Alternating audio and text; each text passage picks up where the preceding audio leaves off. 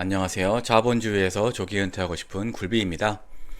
오늘은 제가 경험했던 일이랑 그리고 시장에서 관측되는 것들을 종합해 가지고 제 개인적으로는 국장의 상승 시즌이 끝났다고 생각을 하거든요.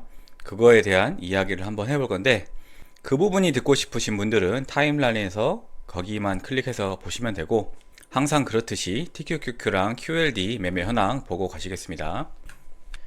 어제 시장 같은 경우에는 한 일주일, 이주일 됐나요? 거의 흐름이 뭐냐? 필라델피아 반도체가 일단 시장을 주도하고 나머지 시장들은 그냥 거기에 따라가는 움직임입니다. 무슨 말이냐? 이 S&P 500이나 나스닥 종합에도 필라델피아 반도체 관련 주식들이 있을 거잖아요. 그래서 그 주식들이 오르면은 거기에 반응해서 오르고, 이 필라델피아 반도체에 포함되지 않는 S&P 500 같은 경우에 뭐 거의 대부분이 반도체 주식이 아니겠죠. 그 주식들은 하락하거나 상승하는 식으로 시장이 반응한다고 보고 있거든요. 왜냐? S&P 500 같은 경우에는 나스닥보다 조금 떨어진 게 아니고 하락했잖아요. 나스닥 같은 경우는 조금 상승했고, 왜냐? 필라델피아 반도체가 상승했는데 나머지 주식들은 하락했기 때문에 이런 모습을 보이는 게 아닌가 라고 생각이 되고요. 조금 특이한 거는 보통 다우존스 같은 경우에는 거의 보합이거나 상승하는 게 일반적이었는데 어제 같은 경우에는 하락하는 모습을 보여주었습니다. 나스닥 종합 일봉 차트에서 보면은 21선을 뚫지는 못하고 그 아래에서 종가가 마무리된 모습을 보여주고 있습니다. 반등했지만 TQ 같은 경우에는 장 시작 전에 거의 6시 20분이죠. 이때 최저점을 찍고 올랐다가 장 시작하고 나서는 또다시 하락하는 모습을 보여줬는데, 다행히 그 전 저점을 깨지는 않고 거기서 반등은 해줬습니다. 그래서 잠들기 전까지만 하더라도 이게 한 200만원 넘게 마이너스 평가손익이 찍혀 있었는데, 일어나고 보니까 어제는 마이너스 171만원이었던 게 마이너스 175만원으로 거의 변화가 없는 모습을 보여주고 있습니다. 매도 한 게 없으니까 당연히 매매 현황 업데이트 된 거 없고요. 매도 같은 경우에는 1% 수익률 목표로 해가지고 77.7달러에 매도 지정가 걸어 놓을 생각이고요. 3차 매수는 힘들 것 같긴 한데 어쨌든 63.54달러의 지정가 매수를 걸어 놓을 생각입니다. QLD 같은 경우에는 기본 매수 한 주에다가 나스닥이 지금 이틀 연속 21선 아래에 머물고 있죠. 그래서 21선 아래에 추가 한 주 더 돼가지고 총 2주가 매수돼서 64주를 보유하고 있습니다. 공포 탐욕 지수 같은 경우에는 그저께 43이었던 게 42로 1 하락했고요. 솔직히 지금은 시장이 어떻게 흘러갈지 전혀 제가 예측조차 못하겠습니다. 자, 오늘의 주제죠. 제가 왜 국내 주식 시장이 끝났다고 생각하는지에 대한 이야기를 말씀드릴 건데요. 바로 어제 제가 업데이트한 영상이 뭐냐, 최근에 달러 환율이 굉장히 많이 하락을 했잖아요. 그래서 그 하락한 원인을 말씀드렸고 거기에 대한 제 대응 계획도 말씀드렸는데, 그 전에, 그러니까 여러분들한테 제 생각을 말씀드리기 전에 제 계획을 실행하기 위해서 제가 어떤 생각들하고 행동들을 했을 거잖아요. 근데 어떤 행동을 했냐, 제가 작년 11월 때 그 1억 대출을 받아가지고 1446원에 달러 환전을 해가지고 그 돈을 가지고 TQQQ 단타를 하고 있잖아요. 그런데 그 중에서 제가 약 1000만원의 대출을 갚았습니다. 월급 받은 걸 가지고.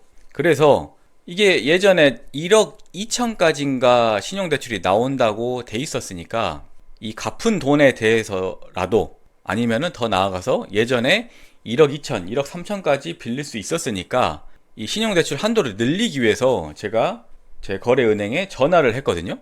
그래서 상담 결과는 뭐였냐, 지금 정부에서 신용대출에 대해서 이 한도를 1인당 1억으로 지금 하고 있기 때문에 어차피 한도 증액을 해봤자 증액될 게 없다, 그 말입니다. 왜냐면은 제가 신용대출로 9천이 있고 그리고 마이너스 통장에 500 한도가 있거든요. 그러니까 9,500이니까 뭐 1억 해봤자 500만원 밖에 안 나오는 거잖아요. 그러니까 그 상담원이 뭐 하나마나 별 차이가 없을 거다라고 상담을 해주더라고요. 그래서 제가 그 상담을 하고 나서 뉴스 기사를 찾아보니까 제 주 거래 은행뿐만 아니라 거의 대부분의 시중은행, 1금융권이라고 하죠. 뭐 우리, 하나, 신한, 국민, 또 뭐 있을까요? 제가 혹시 누락했으면 죄송한데 어쨌든 5대 은행이니까 하나 더 있겠죠. 어쨌든 이 5개 1금융권에서 일괄적으로 일반 신용대출 한도를 1억, 마이너스 통장 한도를 5천만 원으로 축소했다는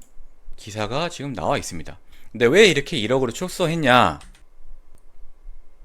제가 다른 영상에서 설명을 드렸는데 이 자본주의 시스템이 움직이기 위해서는 지속적으로 은행에서 대출을 통한 돈이 시중에 뿌려져야 됩니다. 뭐 이거는 재미없는 얘기니까 제가 여기서 안 할 거고요. 어쨌든 그래서 그게 무조건 뿌려져야 되는데 이게 너무 많이 제한 없이 뿌려지게 되면은 인플레이션이 발생하기 때문에 정부에서 매년 이 정도까지만 대출을 해라라고 지침이 내려옵니다. 그런데 원래 이 금융당국에서 올해 가계대출 증가 목표치가 얼마였냐면 4조 3천억인데 지금 7월 초반이니까 거의 6월 말이라고 할 수 있겠죠. 그러면은 반년밖에 안 지났는데 3조 335억 원이 이미 대출로 발행이 돼버린 거예요. 그러면은 지금 1조 3천억 밖에 안 남은 거잖아요. 그러면은 단순 계산으로만 해도 거의 1조 가까이가 오버돼서 지금 시중에 유통이 돼버린 겁니다. 그런데 이 신용대출이 여러분들은 어디로 갔을 거라고 생각하시나요?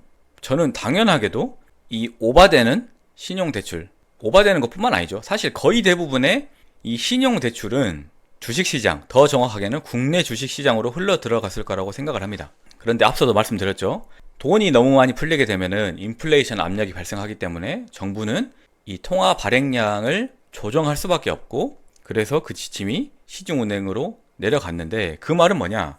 더 이상 빛으로 주식 투자를 할 사람이 생겨나기 어려운 환경이라 이 말입니다. 그런데 썸네일 제목처럼 지금 주식시장 상승은 거의 대부분 개미들, 다른 말로 호구들이 돈을 무지성으로 밀어넣기 때문에 상승을 한 건데 그 호구들이 판돈이 밀어넣을 판돈이 없어진 거잖아요. 그러면은 이 하우스는 어떻게 되나요? 뭐 심하이죠. 심하이 끝났습니다. 이게 제가 어디서 이걸 느끼냐면은 이게 오늘 코스피의 흐름이거든요. 그런데 보시면은 장 초반에는 갭 상승을 했다가 장 중반에 하락을 했다가 다시 반등을 해서 거의 그냥 보합 수준으로 이렇게 쭉 유지가 되잖아요. 그런데 여러분은 이게 자연스럽게 시장이 보합으로 흘러갔다고 생각하시나요? 저는 전혀 아니거든요. 지금 보면은 연기금이 7월부터 리밸런싱이라고 해가지고 원래 자기네들이 목표로 하는 국내 주식시장 비율만큼 국내 주식을 팔아야 되거든요. 그런데 이거 네이버에서 다 보실 수 있는 자료입니다. 이 투자자별 이 현황을 보시면은 거의 2달 됐어요. 연기금이 장중에는 계속 삽니다. 떨어질만 하면은 샀다가 조금 조정했다가 샀다가 조정했다가 하다가 마지막에 3시 반, 그러니까 3시 20분에 동시호가 해가지고 이 주가 흐름을 안 보이는 순간부터 계속 팔아요. 계속 팔아가지고 딱 3시 반 얼음 땡 풀리자마자 보십시오. 6,447억 원이었던 게 1,267억, 746원으로 한 5천억 가까이 그냥 시장에 다 던져버립니다. 그리고 그나마 오늘은 개인이랑 금융투자 합해가지고 개인이 조금 팔긴 했는데 지금 거의 2달 동안 연기금이 계속 시장이 떨어질만 하면은 무지성 매수해가지고 시장 반등시키고 또 올라갈 것 같으면 올라간다 싶으면 자기 수량 정리하고 또 떨어진다 싶으면 매수하고 정리하다가 마지막에 다 팔아버려요. 그러니까 이게 무슨 말이냐?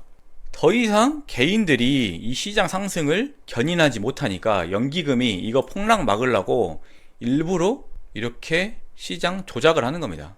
그런데 연기금이 이거 언제까지 할 수 있을까요? 오늘도 결과적으로는 736원 샀는데 원래는 이거 다 계속 팔아야 돼요. 그러니까 연기금이 이 시장 받쳐주는 것도 한계가 있다. 그리고 외국인은 무조건 지금 팔 거기 때문에 사실상 국내 주식 시장의 상승은 끝났다 라고 저는 개인적으로 생각을 합니다. 정리하자면 2가지죠. 첫 번째, 호구들이 돈을 가져올 구멍이 막혔다. 두 번째, 호구들이 안 사주니까 연기금이 꾸역꾸역 막고 있는데 연기금이 무제한으로 이걸 막아줄 수는 없다. 오늘도 영상 시청해주셔서 감사합니다.